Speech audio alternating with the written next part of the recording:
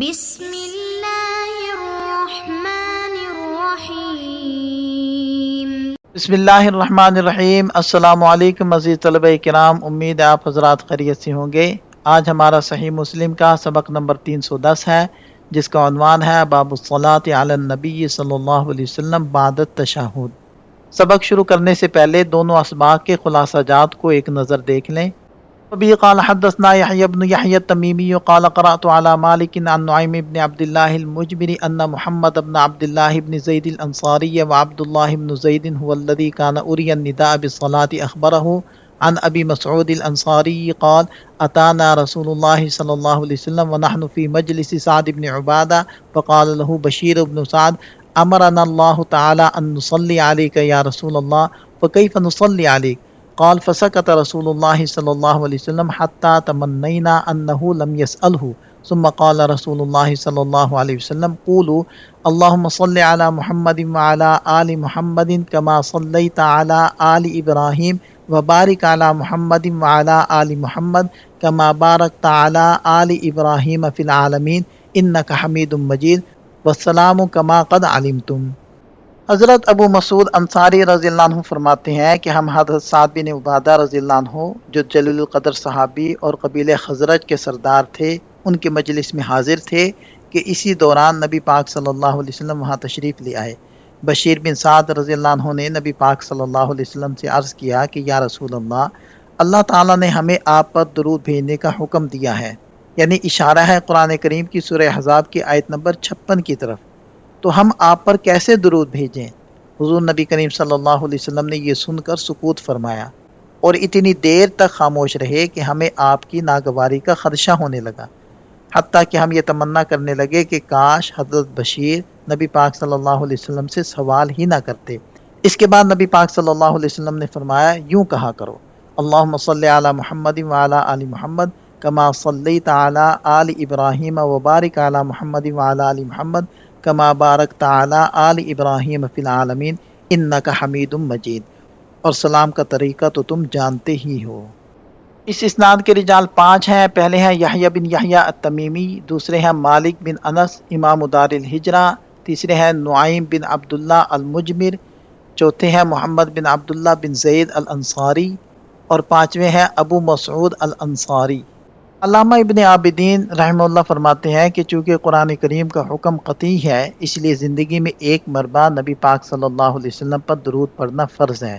یہ فرضیت علم اور عمل دونوں اعتبار سے ثابت ہے، یعنی اس کا انکار ممکن نہیں۔ بعض حضرات جیسے علامہ طبری رحمہ اللہ اسے صرف مستحب کہتے ہیں، لیکن محققین کے نزدیک یہ قول درست نہیں، بلکہ پوری امت کا اس کی فرضیت پر اتفاق ہے۔ محقق ابن حمام کی تحقیق کے مطابق دلیل کا تقاضا یہ ہے کہ زندگی میں ایک بار تو یہ فرض ہے، لیکن جب بھی نبی پاک صلی اللہ علیہ وسلم کا نام مبارک لیا جائے تو درود پڑھنا واجب ہو جاتا ہے۔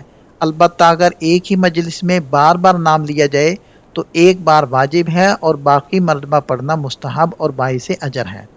نماز کے اندر تشہد کے بعد درود پڑھنا سنت ہے۔ اس کے علاوہ عام اوقات میں جب بھی موقع ملے درود پڑھنا مستحب اور پسندیدہ عمل ہے۔ فقہاء کرام نے درود شریف کے لیے کچھ خاص مواقع بیان کیے ہیں۔ جمعہ کے دن درود کی کثرت کرنا انتہائی فضیلت رکھتا ہے، جیسا کہ صحیح احادیث سے ثابت ہے۔ نماز میں آخری تشہد کے علاوہ کسی اور جگہ درود پڑھنا مثلا رکوع یا سجدے میں مکروہ ہے۔ اسی طرح کچھ دیگر مخصوص مقامات پر بھی اس سے منع کیا گیا ہے، ان کی تفصیل فقہ کی کتابوں میں موجود ہے۔ کتاب الینابیع کے مطابق اگر کوئی شخص قرآن کریم کی تلاوت کر رہا ہو اور اس دوران آپ صلی اللہ علیہ وسلم کا نام مبارک آئے تو اس وقت قرآن کے نظم اور ترتیب کو برقرار رکھتے ہوئے تلاوت جاری رکھنا زیادہ افضل ہے۔ تلاوت سے فارغ ہو کر درود پڑھ لینا مستحسن ہے، لیکن اگر نہ بھی پڑھے تو اس پر کوئی گرفت نہیں۔ علامہ ابن عابدین شامی رحمہ اللہ فرماتے ہیں کہ تلاوت قرآن اور خطبہ جمعہ کے دوران اگر نام مبارک سنا جائے تو درود پڑھنے کے وجوب سے استثناء حاصل ہے، کیونکہ اس وقت خاموشی سے سننا اور متوجہ رہنا زیادہ ضروری ہے۔ امام ابن الحمام رحمہ اللہ اور دیگر کئی حنفی محققین کا موقف یہ ہے کہ جب بھی آپ صلی اللہ علیہ وسلم کا ذکر ہو درود پڑھنا واجب ہے۔ ان کی دلیل وہ احادیث ہیں جن میں ذکر مبارک پر درود نہ پڑھنے والے کے لیے بخل، بدبختی اور ناک رگڑے جانے جیسی سخت وعیدیں آئی ہیں۔ اصول فقہ کا قاعدہ ہے کہ جہاں سخت وعید آئے وہ عمل کے واجب ہونے کی علامت ہوتی ہے۔ حافظ ابن حجر رحمہ اللہ اور امام قدوری رحمہ اللہ جیسے ائمہ اس مطلق وجوب کے خلاف درج ذیل عقلی و نقلی دلائل دیتے ہیں۔ پہلی دلیل یہ ہے کہ ہر بار آپ علیہ السلام کا نام لینے پر درود واجب ہے، صحابہ اور تابعین سے ثابت نہیں، بلکہ یہ بعد کی ایجاد ہے۔ اگر اسے ہر جگہ واجب مانا جائے تو مؤذن، اذان سننے والے، قاری قرآن اور کلمہ پڑھ کر اسلام میں داخل ہونے والے شخص پر ایک ایسی مشقت لازم آئے گی جس سے دین کی آسانی والا پہلو متاثر ہوگا۔ اگر ہر بار ذکر پر درود واجب ہوتا تو اللہ تعالیٰ کی حمد و ثنا ہر بار ذکر پر زیادہ واجب ہونی چاہیے تھی، مگر ایسا کوئی نہیں کہتا۔ اگر مقتدی یا سامع ہر بار درود میں مصروف ہو جائے تو وہ دیگر عبادات مثلا خطبہ سننا یا تلاوت میں غور کرنا اس کے لیے وقت نہیں نکال سکے گا۔ فقہا ان سخت وعید والی احادیث کی تشریح یہ کرتے ہیں کہ یہ وعیدیں ان لوگوں کے لیے ہیں جو اسے اپنا شیوہ اور عادت بنا لیں کہ کبھی درود نہ پڑھیں، یا یہ تاکید اور مبالغے کے طور پر کہا گیا ہے۔ خلاصہ یہ ہے کہ ایک ہی مجلس میں بار بار ذکر آنے پر ہر بار درود پڑھنا واجب نہیں ہے، بلکہ پہلی بار واجب ہے اور باقی مرتبہ مستحب ہے۔ صحابہ کرام کا سوال فَكَيْفَ نُصَلِّي عَلَيْكَ دراصل درود کی حقیقت کے بارے میں نہیں تھا، کیونکہ وہ جانتے تھے کہ صلاۃ کا مطلب دعا اور رحمت ہے۔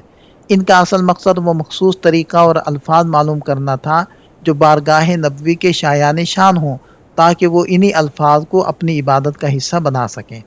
حافظ ابن حجر رحمہ اللہ فرماتے ہیں کہ صحابہ کرام کو یہ فکر اس لیے ہوئی کیونکہ سلام کے الفاظ پہلے سے متعین طور پر سکھائے جا چکے تھے، یعنی السلام علیکہ ایھا النبی۔ انہوں نے سوچا کہ اگر سلام کے لیے خاص الفاظ ہیں تو یقیناً درود کے لیے بھی کوئی خاص اور مخصوص صیغہ ہوگا جو اللہ کو پسند ہے۔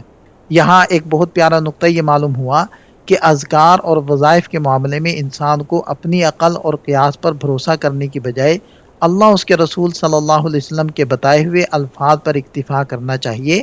اکثر اذکار انسانی قیاس سے ہٹ کر ہوتے ہیں۔ یہی وجہ ہے کہ آپ علیہ السلام نے یہ نہیں فرمایا کہ سلام والے الفاظ ہی کو درود میں بدل لو، بلکہ آپ صلی اللہ علیہ وسلم نے ایک بالکل نئے اور جامع الفاظ سکھائے۔ حدیث میں آتا ہے کہ سوال سن کر آپ علیہ السلام کچھ دیر کے لیے خاموش ہو گئے۔ امام طبری نے اس کی وجہ یہ بیان فرمائی کہ آپ علیہ السلام اپنی طرف سے کوئی لفظ تجویز کرنے کی بجائے وحی الہی کے منتظر تھے۔ جب اللہ تعالیٰ کی طرف سے رہنمائی آ گئی تب آپ علیہ السلام نے صحابہ کرام کو درود کے وہ الفاظ سکھائے جو رہتی دنیا تک مسلمانوں کا سرمایہ بن گئے۔ جب نبی پاک صلی اللہ علیہ وسلم سوال سن کر خاموش ہوئے تو صحابہ کرام نے تمنا کی کہ کاش یہ سوال نہ کیا گیا ہوتا۔ اس کی وجہ یہ تھی کہ صحابہ کرام کو آپ علیہ السلام سے شدید محبت تھی اور وہ ڈرتے تھے کہ کہیں اس سوال سے آپ علیہ السلام کو گرانی نہ ہوئی ہو، کیونکہ قرآن کریم میں غیر ضروری اور بے وقت سوالات سے منع کیا گیا۔ یہ صحابہ کرام کے ادب اور احتیاط کی انتہا تھی کہ وہ آپ علیہ السلام کے چہرے مبارک کے تاثرات کو دیکھ کر اپنے سوال پر بھی پشیمان ہونے لگتے تھے۔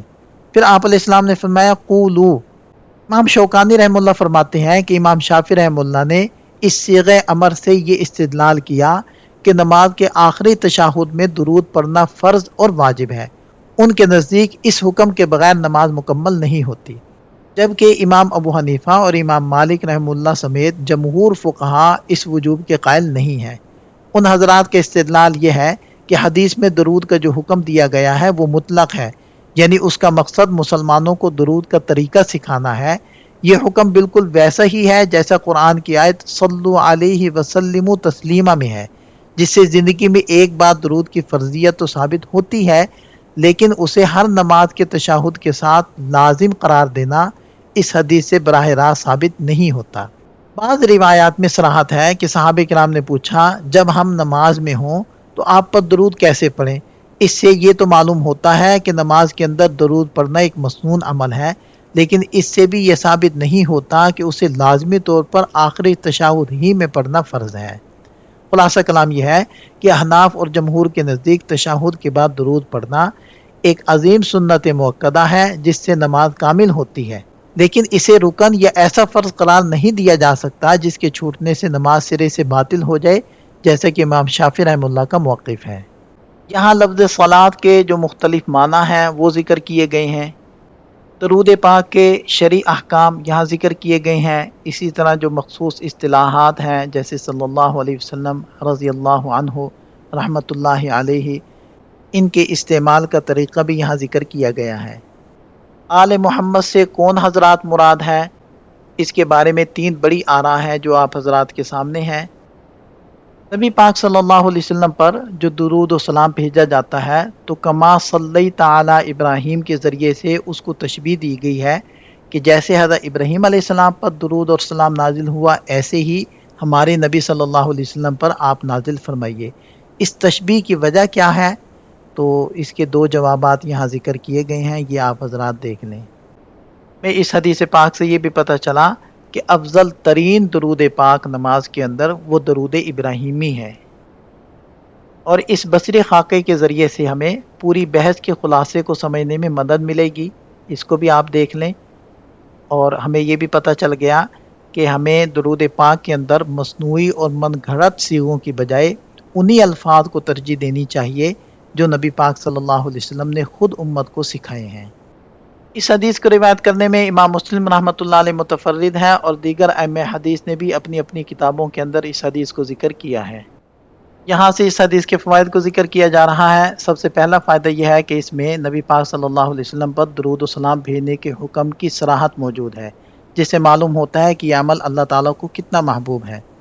اس حدیث سے آپ علیہ السلام کی کمال درجہ عاجزی اور بلند اخلاق کا پتہ چلتا ہے۔ آپ علیہ السلام اپنی عظمت شان کے باوجود خود اپنے صحابہ کے پاس ان کی مجلسوں میں تشریف لے جاتے تھے۔ آپ علیہ السلام کا یہ طرز عمل صحابہ کرام کی دلجوئی، ان کی عزت افزائی اور ان کے ساتھ انسیت پیدا کرنے کے لیے ہوتا تھا۔ اس میں ائمہ اور قائدین کے لیے ایک اہم سبق ہے کہ انہیں اپنی قوم کے سربراہوں اور معززین کے پاس جا کر ان سے ملاقات کرنی چاہیے۔ اس سے نہ صرف باہمی محبت بڑھتی ہے بلکہ ان کے متبعین کی نظر میں بھی ان کی قدر و منزلت بڑھتی ہے، جس کے نتیجے میں وہ اپنے بڑوں کی بات زیادہ اطاعت اور احترام کے ساتھ ماننے لگتے ہیں۔ اس سے صحابہ کرام کی دین سیکھنے کی طرف واضح ہوتی ہے۔ وہ دین کے اہم معاملات اور پیچیدہ مسائل کے بارے میں خود سے کوئی فیصلہ کرنے کے بجائے فوراً نبی پاک صلی اللہ علیہ وسلم سے رجوع کرتے تھے۔ ان کا یہ جذبہ اس قرآنی حکم کی عملی تصویر تھا کہ اللہ اس کے رسول سے آگے نہ بڑھو، یعنی وہ اپنی زندگی کے ہر عمل کو سنت نبوی کے تابع رکھنے کا شدید اہتمام فرماتے تھے۔ اس حدیث پاک سے نبی پاک صلی اللہ علیہ وسلم کے اس کمال ادب کا پتہ چلتا ہے جو آپ علیہ السلام کو اپنے مولا یعنی اللہ تعالیٰ عز و جل کے ساتھ تھا۔ جب قرآن کریم کی کسی آیت کی تشریح یا عملی صورت کے بارے میں سوال کیا جاتا تو آپ علیہ السلام اپنی طرف سے جواب دینے میں جلدی نہیں فرماتے تھے، بلکہ وحی الہی کا انتظار فرماتے تاکہ اللہ تعالیٰ کی مراد کے عین مطابق جواب دیں۔ یہ آپ علیہ السلام کے اس مقام بلند کی دلیل ہے کہ آپ علیہ السلام اپنی خواہش نفس سے کچھ نہیں بولتے، بلکہ جو کچھ فرماتے ہیں وہ وحی الہی ہی ہوتا ہے۔ یہاں یہ سوال پیدا ہو سکتا ہے کہ کیا نبی پاک صلی اللہ علیہ وسلم اجتہاد فرما سکتے تھے؟ تو اس کا جواب یہ ہے کہ آپ علیہ السلام کا اجتہاد بھی دراصل وحی ہی کی ایک قسم ہے، کیونکہ اگر آپ علیہ السلام کے اجتہاد میں بفرض محال کوئی فرو گزاشت ہوتی تو اللہ تعالیٰ فوراً وحی کے ذریعے اس کی اصلاح فرما دیتے۔ یہ اعزاز صرف آپ علیہ السلام کو حاصل ہے کہ انہیں غلطی پر برقرار نہیں رہنے دیا جاتا، جبکہ دیگر مجتہدین سے غلطی ہو سکتی ہے۔ اس حدیث سے یہ استدلال بھی کیا گیا ہے کہ اللہ تعالیٰ نے درود کا جو حکم دیا ہے اسے پورا کرنے کے لیے وہی الفاظ متعین اور ضروری ہیں جو آپ علیہ السلام نے خود اپنے صحابہ کرام کو سکھائے۔ علماء فرماتے ہیں کہ اگر کوئی شخص یہ قسم کھا لے کہ میں آپ علیہ السلام پر ویسے ہی درود پڑھوں گا جیسے اللہ نے حکم دیا، تو اس کی قسم اس وقت تک پوری نہیں ہوگی جب تک وہ صحیح اور مستند الفاظ کے ساتھ درود نہ پڑھے جو آپ علیہ السلام نے سکھائے ہیں۔ لہذا مسنون الفاظ کی پابندی عام من گھڑت الفاظ سے کہیں زیادہ افضل اور ضروری ہے۔ یہاں ہمارا سبق مکمل ہو جاتا ہے۔ ایک نظر خلاصے کو دیکھ لیں۔ اس باب سے متعلق دیگر احادیث کو ہم اگلے سبق میں ذکر کرتے ہیں۔ تو ملتے ہیں نئے سبق کے ساتھ۔ اللہ تعالیٰ ہم سب کا حامی و ناصر ہو۔ دعا میں یاد رکھیے گا۔ السلام علیکم۔